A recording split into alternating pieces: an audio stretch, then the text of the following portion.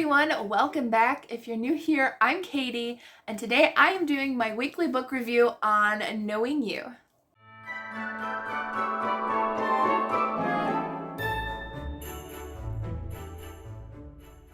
So Knowing You by Tracie Peterson is the third book in the Pictures of the Heart series. So I have read every single one.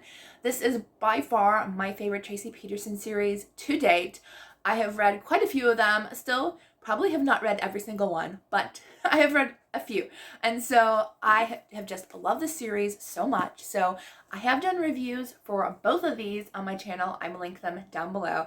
But today we are going to be talking about the third book, which I am so excited. So this one again was absolutely great. I loved it. I listened to the audiobook, I finished it last night while I was coloring and just had a fun time listening to the audiobook. So in this one, we're following May. She is she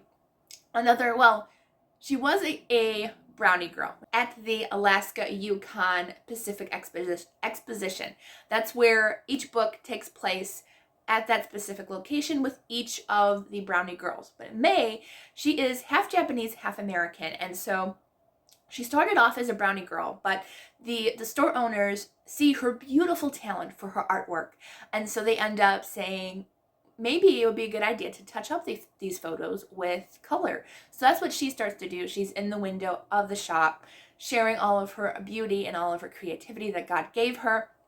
And so I really liked her character. We're seeing her deal with a lot of abuse growing up and discrimination growing up because she is half Japanese, half American. Even though she was born in America, like she feels like she's an American, she also wants and craves that Japanese culture because her mother kind of has hidden it her whole life. Her mother just wants to be American, even though she is Japanese. She wants nothing to do with her Japanese culture, but her daughter May really she wants to know. She wants to know about her family in Japan. And then she's dealing with discrimination pretty much her whole life. And she has a friend named Lee who is such a sweet guy. And they grew up together pretty much almost since they were born.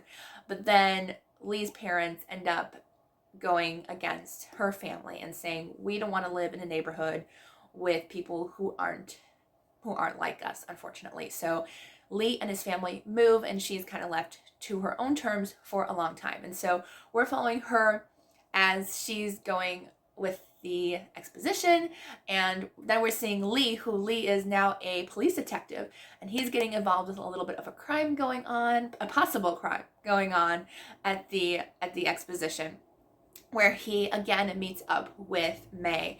And I mean, it is a historical romance, so we know what's going to happen. And we're following this. Supposedly what's going to happen is a heist is going to happen, and some samurai armor might be stolen, might something else might happen. So they both kind of get involved with that. It's more Lee, and she's kind of on the sidelines, but of course she ends up getting involved just by chance.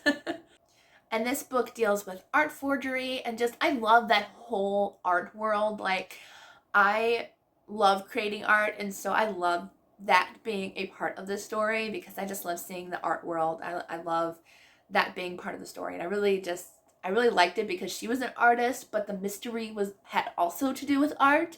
So I really loved that aspect of it, and I love the characters in these books. I thought they were all really, really great. I really wish we could have gotten a story from, just a side note, Tracie, was it Esther? I don't think Esther got a story. And I wish she could have gotten a story. But I know you can't write everybody's story. But her story would have been good too.